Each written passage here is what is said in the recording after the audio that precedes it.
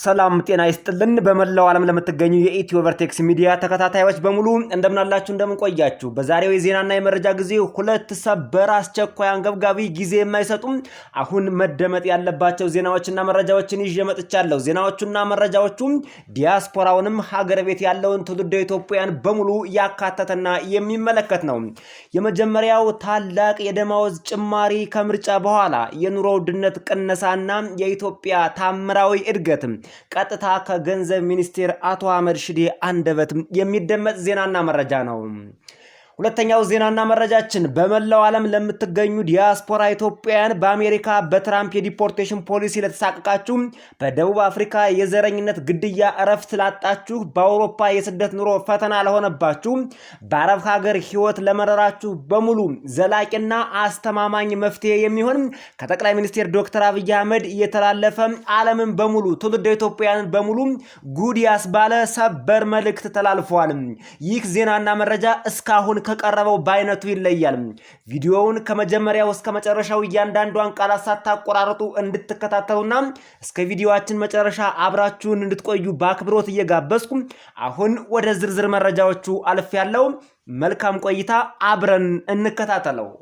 ወደ ቀዳሚው ዜናና መረጃ ስናልፍ ከምርጫ በኋላ ስለ ታላቁ የደመወዝ ጭማሪ፣ ስለ ኑሮ ውድነት ማረጋጋት፣ ስለ ቤት ኪራይና ስለ ቤት ባለቤትነት አጠቃላይ የኢትዮጵያን ሕዝብ የኑሮ ሁኔታ ማስተካከል ስለሚለው እንዲሁም የኢትዮጵያ ታምራዊ እድገት በሚለው ዙሪያ የኢትዮጵያ የገንዘብ ሚኒስቴር ክቡር አቶ አህመድ ሽዴ የሰጡትን መግለጫና ማብራሪያ ከማቅረባችን በፊትም በመላው ዓለም ለሚገኙ ዲያስፖራዎች በሙሉ በአሜሪካ በፕሬዝዳንት ትራምፕ አስተዳደር የዲፖርቴሽን ፖሊሲ ለተሳቀቁ፣ ለተማረሩና እረፍት ላጡ፣ በደቡብ አፍሪካ በግድያ ለሚቸገሩና ለሚፈናቀሉ፣ በአረብ ሀገር ለሚሰቃዩ፣ በአውሮፓም እንደዚሁ የስደት ፖሊሲዎች ላማረራቸው ጠቅላይ ሚኒስትር ዶክተር አብይ አህመድ ያስተላለፉትን ልዩ መልእክት አድምጠን ወደዛኛው ዜና እንሸጋገራለን። በውጭ ያላችሁ ኢትዮጵያውያን ይደንቃችኋል፣ ይገርማችኋል። ኢትዮጵያ እያማረባት ነው። ወደ ቤታችሁ መመለስን ማሰብ የምትጀምሩበት ጊዜ ደርሷል። በማንኛውም መመዘኛ እያደገ ያለ ሀገርና እየወደቀ ያለ ሀገር ውስጥ ለመኖር ምርጫ የትኛው ተመራጭ እንደሆነ አይመከርም። ከሚያድግ ልጅ ጋር መጓዝ ያስፈልጋል። የሚያድግ ልጅ ለሃጭ ፊቱ ላይ ሊታይ ይችላል፣ ግን እየዋለ እያደረ ይጸዳል። ያረጀ ሰው ደግሞ ይጸዳ ሊመስል ይችላል፣ ግን ምርኩዝ ይፈልጋል። ኢትዮጵያ የምታድግ የምትበለጽግ፣ ልጆቿን የምትሰበስብ፣ የአንድነት የሰላም ምሳሌ የምትሆን ሀገር ናት። ይህ ከድካም ከልፋት ከስራ ውጪ የሚከናወን ነገር አይደለም። ፈተናዎች አሉ፣ ችግሮች አሉ፣ ወደ ኋላ እንድንጎተት የሚፈልጉ ኃይሎች አሉ። እውነት ነው። ልማት፣ ሰላም፣ ብልጽግና የምናስብ ሰዎች እያሸነፍን ጉዟችን ወደፊት ይሆናል። ክፉ ሐሳቢ፣ ክፉ አላሚ መጨረሻው ሽንፈት፣ መጨረሻው ገሃነም ነው። መልካም የምናስብና የምንሰራ ሰዎች በምድርም በሰማይም ቤታችን የለመለመ ነው። እኛ በኢትዮጵያ ስንኖር እናበለጽጋለን፣ ስንሄድ የሚጠብቀንን እናውቃለን። እጅግ አድርጌ አመሰግናለሁ። እንግዲህ የተከበራችሁ አድማጭ ተመልካቾቻችን የጠቅላይ ሚኒስቴሩን ንግግር ሰምታችኋል፣ አዳምጣችኋል፣ ተመልክታችኋል። ጠቅላይ ሚኒስቴሩ እንደሚናገሩት ትውልደ ኢትዮጵያውያን በዓለም ዙሪያ ተሰደው የሚገኙባቸው ሀገራት፣ የአውሮፓ ሀገራት እነ ፈረንሳይ፣ እነ ጀርመን፣ እነ ጣሊያን እንዲሁም አሜሪካን ጨምሮ የአረብ ሀገራትን ጨምሮ ደቡብ አፍሪካን ጨምሮ አብዛኛዎቹ ሀገራት ያረጁ፣ ያፈጁ፣ የቆዩና የሸመገሉ ናቸው። እንደ ኢትዮጵያ አዲስ እድገት የሚያስመዘግቡ አይደሉም። ዲቨሎፕድ ካንትሪ የተባሉት አሜሪካና አውሮፓ አሁን እድገት አቁመዋል። ኦልሬዲ ዲቨሎፕድ ሆነው ጨርሰዋል። ምንም አይነት ግራውዝ በእነዚህ ሀገራት ላይ እየታየ አይደለም ነው የሚሉት ጠቅላይ ሚኒስቴሩ። ኢትዮጵያ ግን አሁን ዲቨሎፒንግ ካንትሪ ናት። ዲቨሎፒንግ የሚለውን ለማለፍም ከፍተኛ ጥረት እያደረገች የምትገኝ ሀገር ናት። ትኩስ ጉልበት፣ ትኩስ ኃይል፣ ትኩስ እድገት ወጣት መሪና ወጣት ሀገራዊ ሳቢ ያላቸው ሰዎች በኢትዮጵያ ውስጥ ብቅ ብቅ እያሉ ነው። እዚች ሀገር ላይ ኢንቨስት ማድረግ ያስፈልጋል። ከዚች ሀገር ላይ መሰረት ጥሎ ማለፍ ያስፈልጋልና በመላው ዓለም የምትገኙ ትውልደ ኢትዮጵያውያን በሙሉ ኑ ወደ ሀገራችሁ ግቡ፣ ለናንተ ልዩ ቦታ አለን ሲሉ ጠቅላይ ሚኒስትር ዶክተር አብይ አህመድ ኢትዮጵያውያን በሙሉ በዓለም ዙሪያ ተሰባስበው ሀገራቸውን ይበልጥ እንዲያለሙና እንዲያሳድጉ ታሪካዊ ጥሪ አስተላልፈዋል። ቻይናዎች እንደዚህ ነው ያደረጉት። ቻይናዎች በዓለም ዙሪያ ተበትነው የሚኖሩ ህዝቦች ነበሩ። ተሰባስበው አንድ ከሆኑ በኋላ አሁን ቻይና እና አሜሪካን የምትገዳደር ግዙፍ የኢኮኖሚ ባለቤት ሀገር ሆናለች። እስራኤሎችም እንደዛው በዓለም ዙሪያ ተበትነው የሚኖሩ ህዝቦች ነበሩ። አሁን እስራኤሎች በአንድ ላይ ተደራጅተው አንዲት ታላቋን በመካከለኛው ምስራቅ በርካቶች የሚፈሯትና በርካቶች የሚደነግጡላት ሀያላን ሀገር መመስረት ችለዋል። ጠቅላይ ሚኒስትር ዶክተር አብይ አህመድ ይህንን ነው ለማድረግ እያሰቡ የሚገኙት። በአሜሪካ ውስጥ በርካታ ትውልደ ኢትዮጵያን በፕሬዝዳንት ትራምፕ የዲፖርቴሽን ፖሊሲ እየተሰቃዩ ይገኛሉ። ብዙዎችም እረፍት የላቸውም፣ እንቅልፍ የላቸውም፣ ሰላም የላቸውም። ሁልጊዜም በድንጋጤና በሰቀቀን ይኖራሉ። በተለይ የአሜሪካ የኢሚግሬሽን ፖሊሲ በየጊዜውና በየሰዓቱ የሚቀያየር ከመሆኑ አንጻር በርካታ ትውልደ ኢትዮጵያውያን ብሎም በዓለም ዙሪያ የሚገኙ ስደተኞች በየጊዜው ስጋት ተደቅኖባቸው ይኖራሉ። እንደ ሌላ ሀገር ዜጋ እንደ ትርፍ ሰውና እንዲሁም የሀገሪቱ ዋና መስራች አለመሆናቸው ይሰማቸዋል። በዚህም የሞራል ከፍተኛ የሆነ ትንኮሳ ይደርስባቸዋል ነው የተባለው። በደቡብ አፍሪካ በርካታ ትውልደ ኢትዮጵያውያን በጠራራ ፀሐይ እኛም በቪዲዮ እየተመለከትናቸው ሲገደሉ ተመልክተናል። ይህ እጅግ ዘግናኝ ነው። በአረብ ሀገራት በርካታ ትውልደ ኢትዮጵያውያን የስራ ሞራል በማይፈቅደው መንገድ ከፍተኛ የሆነ የጉልበት ብዝበዛ ይደርስባቸዋል። በተለይ ሴት እህቶቻችን በአረብ ሀገር ከፍተኛ የሆነ ጭንቀት ይደርስባቸዋል ነው የተባለው። የሃይማኖት ነጻነት የለም በአረብ ሀገር። በተለይ ለክርስቲያኑ ማህበረሰብ የአረብ ሀገር በእጅጉ የሚመች አይደለም ነው የተባለው። የሃይማኖት ነጻነት ስለሌለ በርካቶች የሃይማኖት ነጻነት አጥተው በአረብ ሀገር ለገንዘብ ብለው የሚሰቃዩ ብዙዎች ናቸው። ይህን ሁሉ ችግር ለመፍታት ጠቅላይ ሚኒስትር ዶክተር አብይ አህመድ ኑ ወደ ሀገራችሁ ተመለሱ፣ ኢትዮጵያ አሁን ወጣት ናት፣ ሰፊ የኢንቨስትመንት እድሎች ተዘርግተዋል፣ እያደገች ያለች ታምራዊ ሀገር ናትና ኑ ኢትዮጵያ ትበቃናለች እያሉ ነው። በጣም እጅግ የሚገርም ሐሳብ ነው። ወደ ቀጣዩ ዜናና መረጃ አልፈናል። ወደ ቀጣዩና ወደ መጨረሻው ዜናና መረጃ ስናልፍ አሁን ኢትዮጵያን እያስተዳደረ የሚገኘው የብልጽግና መንግስት በህዝቡ ዘንድ ከፍተኛ ተቀባይነትን አግኝቼ በምርጫም አሸንፊያለሁ ብለዋል። ህዝቡም በነቂስ ወጥቶ ብርዱ ሳይበግረው ጨለማውም ሳይበግረው ረጅም ሰዓት ወስዶ ረጃጅም ሰልፎችን ሁሉ ታግሶ መንግስትን መርጧል። አሁን ለዚህ ህዝብ ምን ውለታ እንውለታለን? በምንስ እናስደስተዋለን? ለዚህ ህዝብስ ምን ታምር እንስራለት? ሲሉ ጠቅላይ ሚኒስትር ዶክተር አብይ አህመድ ተደምጠው ነበር። ታዲያ ከደማውዝ ጭማሪ ጋር ተያይዞ የኑሮ ውድነትን ከመቀነስ ጋር ተያይዞ የቤት ክራይን ከማስተካከል ጋር እንዲሁም የቤት ባለቤት ከመሆን አጠቃላይ ህብረተሰቡን የሚጠቅሙ እንዲሁም በተለይ በዝቅተኛ ኑሮ ደረጃ ያለውን ትውልደ ኢትዮጵያን ህይወቱ እንዲቀየር ለማድረግ በመንግስት በኩል ያለው አቅጣጫ ምን ይመስላል የሚለውን በዛሬው የዜናና የመረጃ ጊዜ ሙሉውን ሰምታችሁ እርግጡንና ቁርጡን አውቃችሁ ትሄዳላችሁ። ከደማውዝ ጭማሪው እንጀምር። የሀገሪቱ የኢኮኖሚ የዋጋ ንረት ከጊዜ ወደ ጊዜ እየጨመረ በሄደበት ወቅት በቋሚ የደማወዝ የሚተዳደሩ ዜጎች የመግዛት አቅማቸውን እንዳያጡ የደማወዝ ማሻሻያ ማድረግ ወሳኝ እርምጃ ነው። በኢትዮጵያ ያለውን የመንግስት ሰራተኞች የደማወዝ ስኬል ማሻሻል ኢኮኖሚያዊ ሚዛንን ለመጠበቅ፣ ማህበራዊ መረጋጋትን ለማምጣትና ለሀገራዊ እድገት ድጋፍ ለመስጠት እጅግ በጣም አስፈላጊና አይነተኛ ሚና የሚጫወት ነው ተብሏል። የደማወዝ ጭማሪው እንደሚደረግ ወይም እንዲደረግ የሚያስገድዱ ዋና ዋና ምክንያቶች ደግሞ የሚከተሉት ናቸው። አንደኛ፣ ከዋጋ ንረት ጋር የተመጣጠነ የመግዛት አቅምን ማስጠበቅ ነው። የዋጋ ንረት በየጊዜው በሚጨምርበት ወቅት የዕለት ተዕለት የምግብ፣ የቤት ኪራይ፣ የሕክምናና የትራንስፖርት ወጪዎችን በከፍተኛ ሁኔታ አብረው ይኖራሉ። የደማወዝ ማሻሻያ ማድረግ የመንግስት ሰራተኛውን የመግዛት አቅም በመጠበቅ በሀገር ውስጥ ያለውን የንግድና የኢኮኖሚ እንቅስቃሴ በተረጋጋ ሁኔታ እንዲቀጥልና አስተማማኝ መሰረት እንዲኖረው ያደርጋል። የመንግስት ሰራተኛው በኢትዮጵያ እስከ 4 ሚሊዮን ሊደርስ እንደሚችል ይገመታል።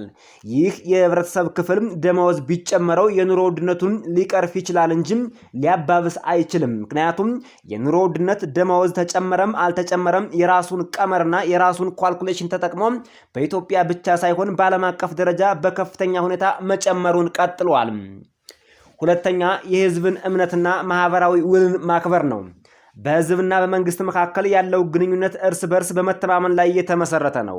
የኢትዮጵያ ህዝብ በምርጫ ሂደት ላይ በንቃት በመሳተፍ የብልጽግና ፓርቲን ሲመርጥ መንግስት የህዝቡን የኑሮ ሁኔታ ያሻሽላል እንዲሁም የኢኮኖሚ ፈተናዎችን በብቃት ይፈታል በሚል ጥልቅ እምነት ነው።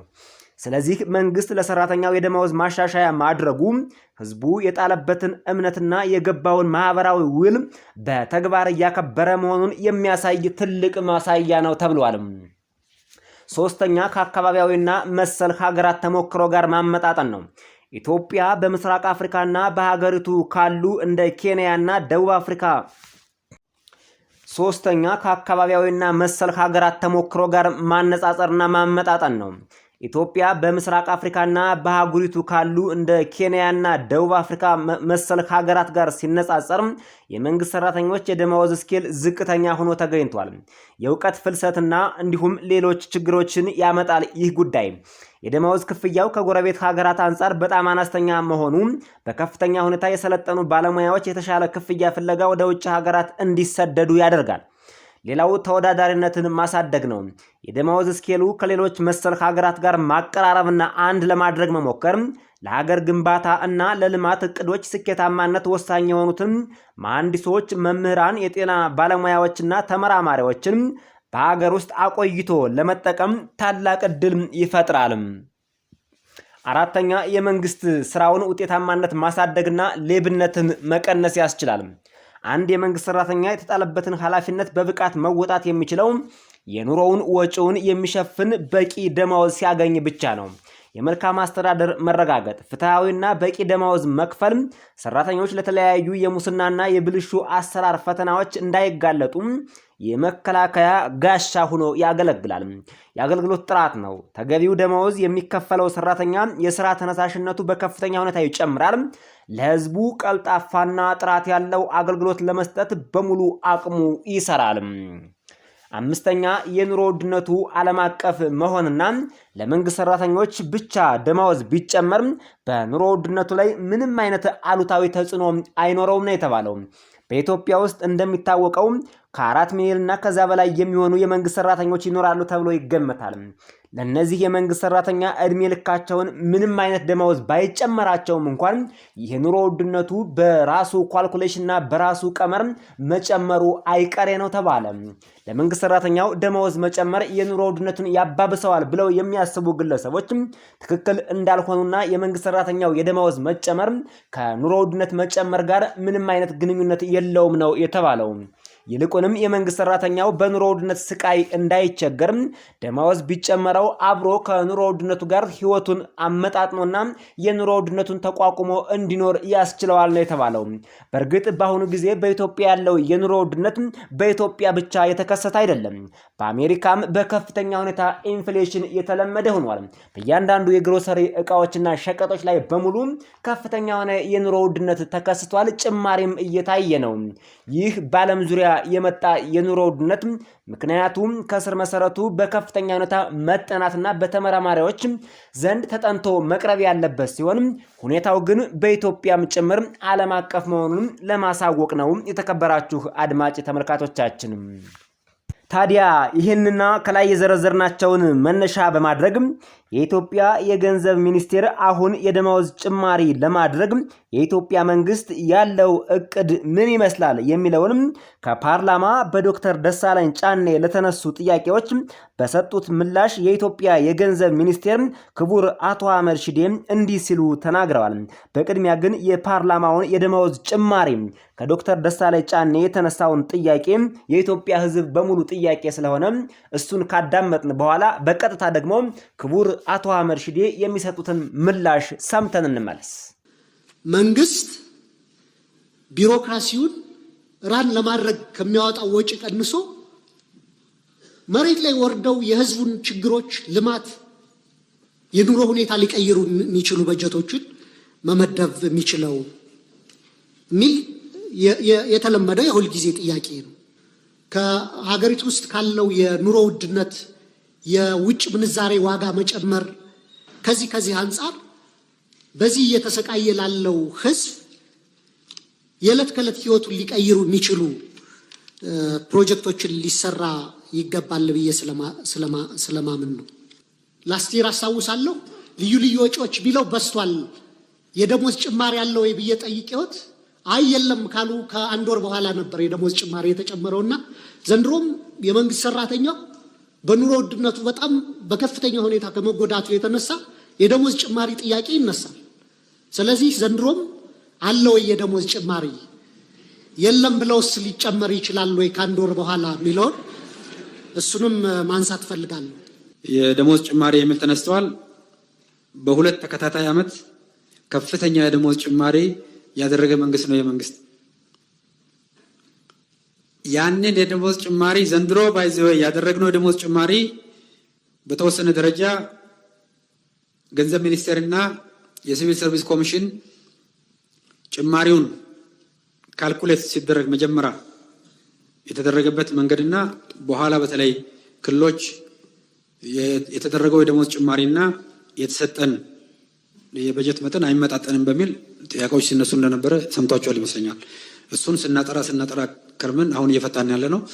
በዚህ ምክንያትም የመጣው ወጪ ጫና ከፍተኛ ነው። ያ ወጪ ጫና በሙሉ በፌደራል መንግስት በጀት ላይ ተንጸባርቋል። ባይዘው አሁን ለተከበረው ምክር ቤት ያቀረብነው በጀት የፌደራል መንግስትንም የደሞዝ ጭማሪ የክልል መንግስታት የደሞዝ ጭማሪንም በብሎክ ግራንታቸው ላይ በሙሉ በማስገባት ከዛም ደግሞ ትንሽ እስከ 5% የሚጠጋ ጭማሪ በማድረግ የፌደራል መንግስት ኤክስፔንዲቸሩን አንዱ ያሳደገው ይሄ ነው። ስለዚህ በሁለት ተከታታይ ዓመት ይሄ ሲደረግ መንግስት በከፍተኛ ኮሚትመንት የዝቅተኛና ቋሚ ደሞዝ ተከፋይ የኑሮ ሁኔታ ለማሻሻል በከፍተኛ ኃላፊነት የተወጣው ያለ መሆኑ መታወቅ ይኖርበታል ማለት ነው። በቀጣይስ ምን ታስበዋል የሚለው አሁን በቀረበው በጀት ታሳቢ አልተደረገም